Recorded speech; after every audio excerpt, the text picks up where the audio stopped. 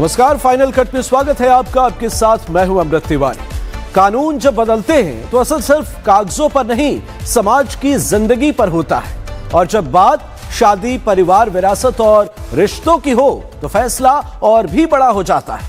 राजस्थान में कैबिनेट ने ऐसे ही कई फैसलों पर मुहर लगाई। एक तरफ यूनिफॉर्म सिविल कोड का ड्राफ्ट मंजूर हुआ तो दूसरी तरफ पेड़ों की कटाई पर अब 1 लाख रुपए तक के जुर्माने का प्रावधान सामने आया है। आइए दिखाते हैं राजस्थान सरकार के फैसलों पर रिपब्लिक भारत की रिपोर्ट। प्रस्तावित यूसीसी के प्रावधान अनुसूचित जनजातियों पर लागू नहीं होंगे।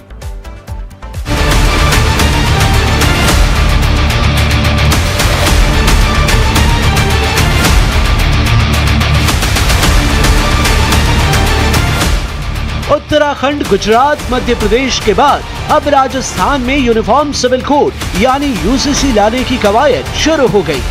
राजस्थान की भजनलाल कैबिनेट ने यूसीसी बिल 2026 के ड्राफ्ट को मंजूरी दे दी। सुप्रीम कोर्ट की सेवानिवृत्त न्यायमूर्ति रंजना प्रकाश देसाई की अध्यक्षता वाली विशेषज्ञ समिति की सिफारिशों पर ड्राफ्ट तैयार हुआ। यूसीसी बिल 2026 के ड्राफ्ट में विवाह, तालाक, उत्तराधिकार और भरण पोषण से जुड़े नियम एक समान करने का प्रस्ताव। लिव इन रिलेशनशिप को भी प्रस्तावित कानून के दायरे में लाने की बात। ये ड्राफ्ट 20 अगस्त से शुरू होने वाले विधानसभा सत्र में पेश किया जाएगा। अगर यूसीसी की बात करें तो ये भी एक समान दृष्टि से सभी के लिए समान रूप से लागू हो। इसमें जैसे कोई लिविंग में भी रहते हैं तो उनका भी रजिस्ट्रेशन अनिवार्य रखा गया है। और कई चीज़ें इसमें इस तरह की विसंगतियाँ जो नज़र आती थी पहले, जिससे कि कोई जिसका दादाजी के रहते हुए अगर बेटे की कहीं मृत्यु हो जाती तो उसके पोतों को उस संपत्ति का भी अधिकार नहीं रहता था। इस तरह के कई है। यूसीसी के प्रस्तावित प्रावधानों में विवाह का 60 दिनों के भीतर पंजीकरण अनिवार्य करने की बात। अलग अलग धर्मों और समुदायों को अपनी मान्य परंपराओं के मुताबिक विवाह करने की स्वतंत्रता रहेगी, लेकिन उसका कानूनी पंजीकरण जरूरी होगा।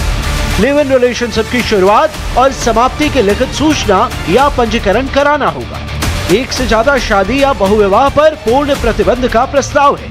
संपत्ति से जुड़े विवादों के लिए एक समान व्यवस्था बनाई जाएगी। विवाह से संबंधित, उत्तराधिकार से संबंधित, तलाक से संबंधित, भरण पोषण से संबंधित, बच्चों के जायज अधिकार से संबंधित और हमारे संविधान निर्माताओं ने आर्टिकल 44 में जो सरकारों से अपेक्षा की थी कि समान नागरिकों के लिए, एक सभी नागरिकों के लिए समान कानून हो, और उसी की पालना में आज का ये बिल को मंजूरी दी गई। दूसरे राज्यों की तरह राजस्थान में भी कांग्रेस यूसीसी का विरोध कर रही। पार्टी का दावा है कि ये देशवासियों की धार्मिक स्वतंत्रता पर हमला है। बीजेपी की मंशा पूरे देश में यूसीसी कानून लागू करने की है। फिलहाल जहां जहां पार्टी की सरकारें हैं, एक एक करके इसे अमली जामा पहनाने की कोशिश हो रही है, क्योंकि बहुसंख्यक वर्ग का मानना है कि देश की एकता के लिए यूसीसी कानून जरूरी है। Bureau report, Republic Bharat. इधर लोकसभा के नेता विपक्ष राहुल गांधी एक बार फिर सवालों के घेरे में। सरकार की विदेश नीति पर बोलते बोलते राहुल गांधी ने मर्यादा तार तार कर दी। भूल गए थे कि नेता विपक्ष हैं। ऐसी हरकत की जिसकी जमकर आलोचना हो रही है। सवाल यह है कि सरकार की नीतियों का विरोध करना विपक्ष का अधिकार है, लेकिन क्या विरोध के नाम पर नेता विपक्ष पद की मर्यादा भी भूल सकते हैं? देखिए रिपोर्ट।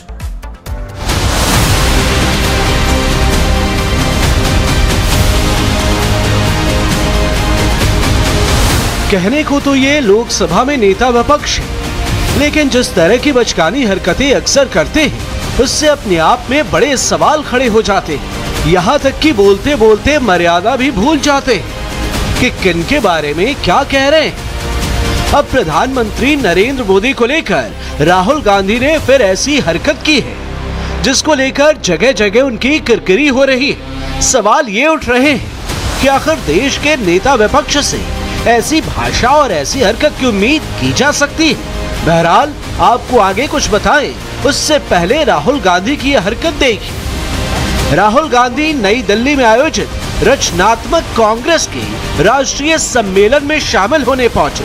यह सरकार की नीतियों पर हमले कर रहे, सवाल उठा रहे। यहाँ तक तो राहुल गांधी की बातें ठीक थी, लेकिन सरकार की विदेश नीति के बारे में बोलते बोलते अचानक उन्हें क्या हो गया समझ नहीं आया कि फॉरेन पॉलिसी इज दिस।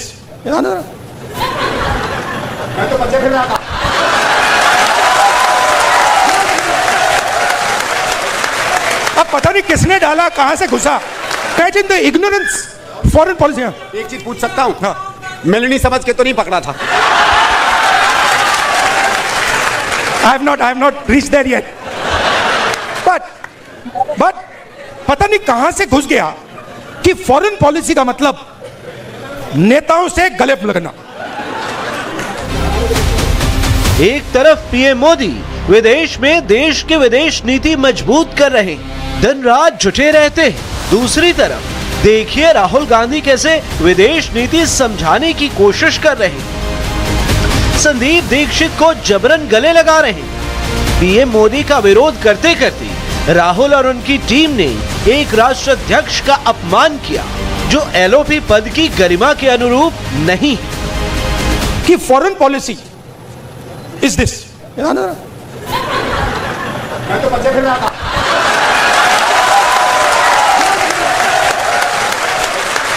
अब पता नहीं किसने डाला, कहां से घुसा। Imagine the ignorance foreign policy. एक चीज पूछ सकता हूं? हाँ। मेलनी समझ के तो नहीं पकड़ा था? I have not reached there yet. But पता नहीं कहां से घुस गया कि फॉरेन पॉलिसी का मतलब नेताओं से गले लगना।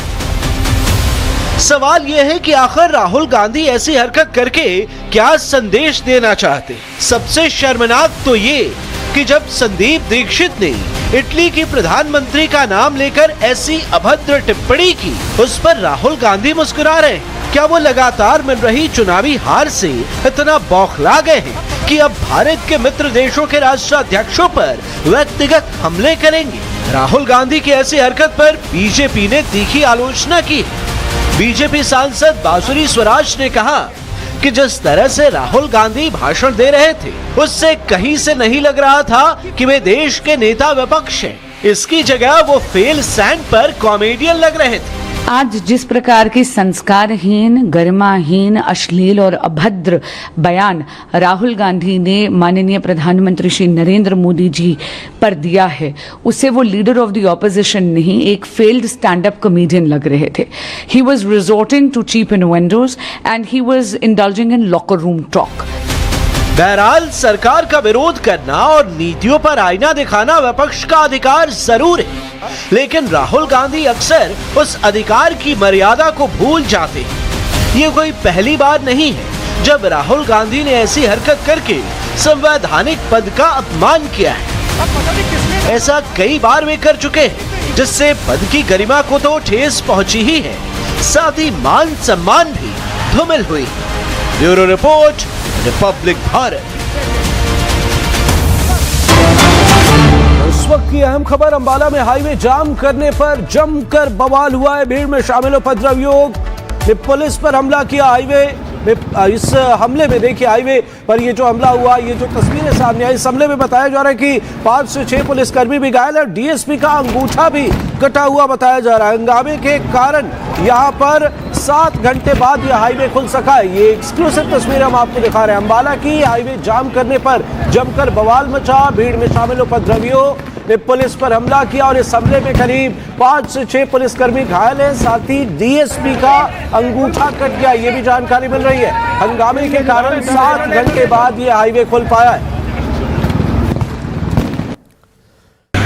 आज सुबह कुछ 1500-1600 सिख अपना गुरुद्वारा पंजोखरा में इकट्ठे हुए थे और उनके साथ वो कुछ डिमांड कर रहे थे कि जो पहले जीवन सिंह मंड के साथ जो हमारी एफआईआर दर्ज हुई है उनके खिलाफ कार्रवाई की।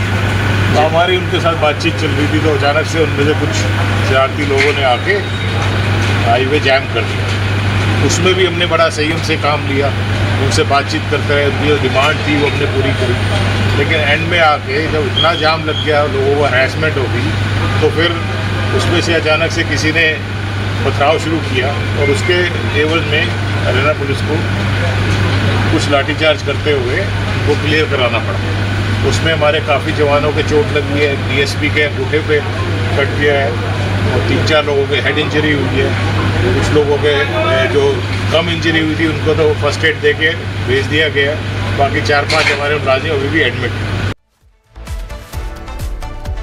देश भर में निकाली जा रही तिरंगा यात्रा को लेकर अलग अलग शहरों से देशभक्ति का अलग अलग रंग देखने को मिला। वहीं भोपाल में तिरंगा यात्रा की आई तस्वीर सबसे अलग थी। यहां पहली बार पानी में तिरंगा यात्रा निकाली गई। रिपोर्ट देखिए।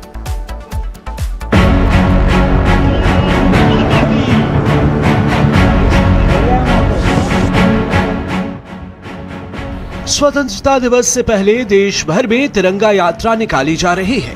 तिरंगा यात्रा में देशभक्ति और तिरंगे के प्रति लोगों का सम्मान देखने को मिल रहा है।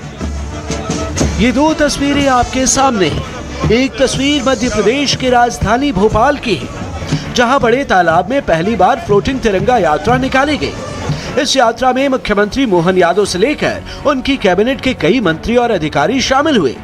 इस दौरान पूरा नजारा देशभक्ति के माहौल में मग्न नजर आया। जबकि दूसरी तस्वीर जम्मू कश्मीर की राजधानी श्रीनगर की है, जहां राज्यपाल मनोज सिन्हा की अगुवाई में तिरंगा यात्रा निकाली गई। यहाँ भी लोग हाथों में तिरंगा लेकर सड़कों पर उतरे। यहाँ भी माहौल पूरी तरह से देशभक्ति के रंग में रंगा नजर आया।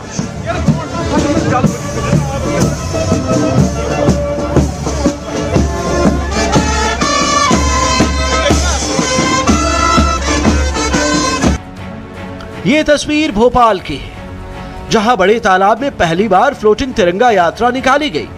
यहां तालाब में 350 से ज्यादा बोट्स पर तिरंगा यात्रा निकाली गई, जिसमें खुद मुख्यमंत्री मोहन यादव मौजूद रहे।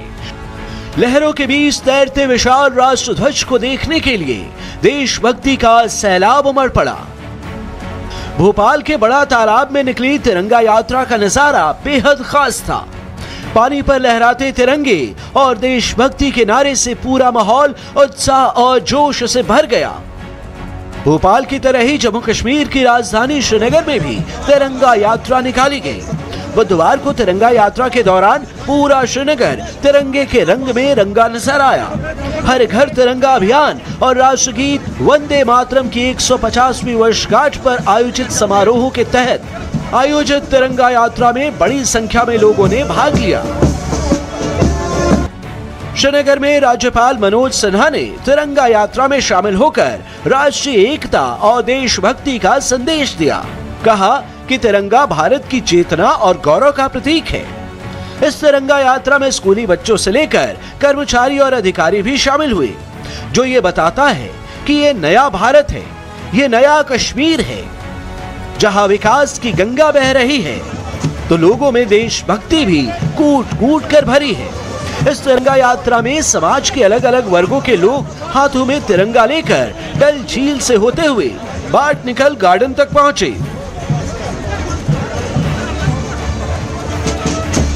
15 अगस्त से पहले देश भर में पूरे उत्साह के साथ तिरंगा यात्रा निकाली जा रही है, जिसमें क्या सीएम, क्या मंत्री, क्या आम जनता, सभी लोग बढ़ चढ़कर हिस्सा ले रहे हैं। Bureau report, Republic Bharat. UP के संभल में 15 अगस्त से पहले पुलिस ने अवैध हथियारों के नेटवर्क का पर्दाफाश किया है। पुलिस ने ऐसी असलाहा फैक्ट्री का पर्दाफाश किया जहां दिन में मजदूरी का काम करने वाले लोग रात के अंधेरे में अवैध तमंचा बनाने का धंधा करते थे। पुलिस ने मौके से 2 तमंचा और 42 अदबना तमंचा बरामद किया है। रिपोर्ट देखिए।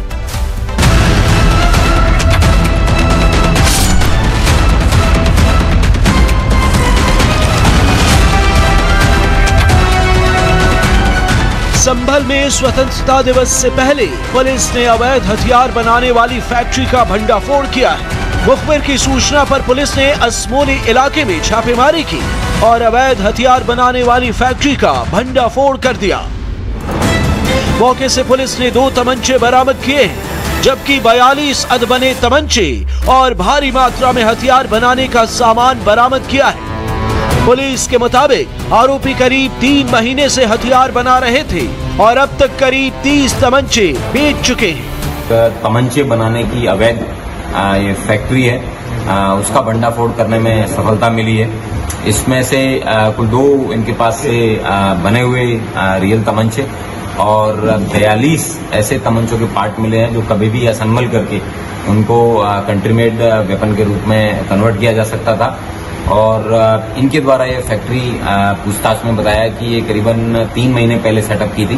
करीबन 30 तमंचे इनके द्वारा विभिन्न लोगों को अभी तक बना के बेचे जा चुके हैं। पुलिस ने मौके से इकरार नाम के एक आरोपी को गिरफ्तार किया है, लेकिन पूछताछ में जो कहानी सामने आई है वो और भी चौंकाने वाली है। पुलिस के मुताबिक अवैध असलहा की फैक्ट्री करीब 3 महीने पहले शुरू की गई थी। फैक्ट्री का सेटअप ताहिर नाम के एक अपराधी ने किया था। दोनों दिन में मजदूरी का काम करते थे और रात में हथियारों के पर्चे तैयार कर तमंचे बनाते थे।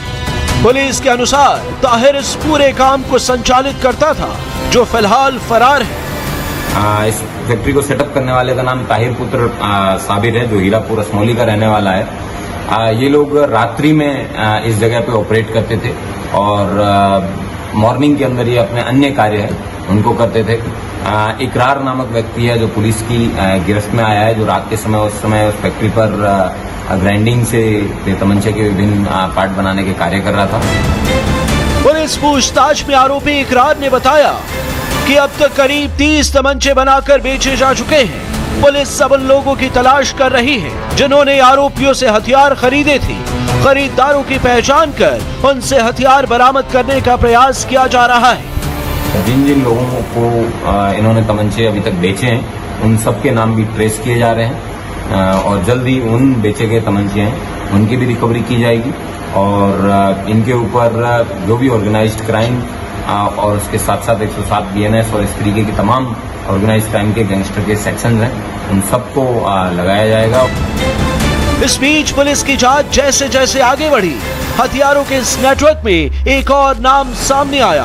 पुलिस के मुताबिक संबल का ही रहने वाला अजीम तमंचा बनाने का उस्ताद बताया जा रहा है। आरोप है कि जिम से ट्रेनिंग लेने के बाद अवैध हथियार बनाने का काम शुरू किया। अब पुलिस अजीम नाम के आरोपी की तलाश कर रही है, लेकिन इस अवैध हथियार फैक्ट्री के खुलासे के बाद भी कई ऐसे सवाल हैं जिनके जवाब मिलने अभी बाकी हैं। सवाल ये कि अवैध तमंचा बनाने का खेल कब से चल रहा था? तमंचा बनाने के लिए कच्चा माल कहां से लाया जा रहा था?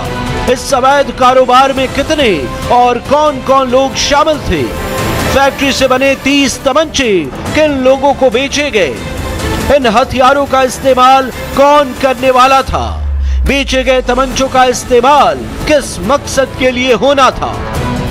सबसे अहम बात यह है कि ये कार्रवाई 15 अगस्त से ठीक पहले हुई है। स्वतंत्रता दिवस को देखते हुए संबल पुलिस पहले से हाई अलर्ट पर है। मुखबिर तंत्र को एक्टिव किया गया है। इसी बीच अवैध हथियारों की यह फैक्ट्री पकड़े जाने से पुलिस की सतर्कता भी सामने आई है। हालांकि पुलिस ने साफ किया है कि अभी तक ऐसा कोई इनपुट नहीं मिला है कि बरामद किए गए हथियारों का इस्तेमाल 15 अगस्त के मौके पर किसी गड़बड़ी के लिए किया जाना था। बहरहाल अवैध असलहा फैक्ट्री का खुलासा हो चुका है। आरोपी भी सलाखों के पीछे है, लेकिन जिन हाथों में 30 तमंचे पहुंचाए गए हैं उन अपराधियों तक पहुंचना पुलिस के सामने बड़ी चुनौती होगी। Bureau report, Republic Bharat. UP के गाजीपुर में नाबालिग बच्चियों के अपहरण के मामले में फरार कुख्यात बदमाश पर पुलिस ने शिकंजा कस दिया है। पुलिस ने 50,000 रुपए के इनामी बदमाश संजय बिंद को मुठभेड़ के बाद गिरफ्तार कर लिया। आरोपी के खिलाफ करीब 1 दर्जन से ज्यादा मुकदमे दर्ज है। बताया जा रहा है कि मुठभेड़ में आरोपी के पैर में गोली लगी, जिसके बाद उसे पुलिस ने दबोच लिया। देखिए रिपोर्ट।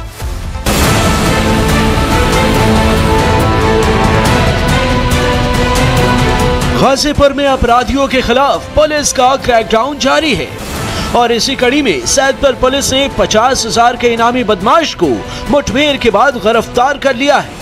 ये वही बदमाश है जो नाबालिग बच्चियों के अपहरण के मामले में लंबे समय से फरार चल रहा था। इस बदमाश का नाम है संजय बिंद उर्फ बुझारत बिंद। पुलिस के मुताबिक जब इसे घेरने की कोशिश की गई तो बदमाश ने पुलिस टीम पर फायरिंग शुरू कर दी। इसके बाद पुलिस ने भी जवाबी कार्रवाई की। पुलिस की कार्रवाई में बदमाश के पैर में गोली लगी, जिसके बाद पुलिस ने उसे गिरफ्तार कर लिया। दरअसल मुठभेड़ की ये पूरी कहानी 12 अगस्त की देर रात की है। सैदपुर पुलिस को मुखबिर से सूचना मिली कि 50,000 का इनामी बदमाश संजय बिंद सादात इलाके की तरफ से बाइक पर सवार होकर गाजीपुर की ओर आ रहा है।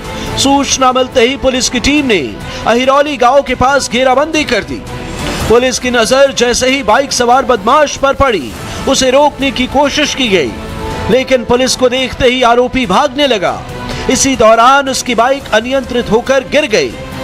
पुलिस का दावा है कि खुद को घिरा देखकर बदमाश ने पुलिस की टीम पर 5 से 6 राउंड फायरिंग कर दी। इसके बाद जवाबी कार्रवाई में पुलिस की गोली उसके पैर में लगी और वो घायल होकर गिर पड़ा। इसके बाद पुलिस ने उसे मौके से गिरफ्तार कर लिया। अभियुक्त घेराबंदी की गई।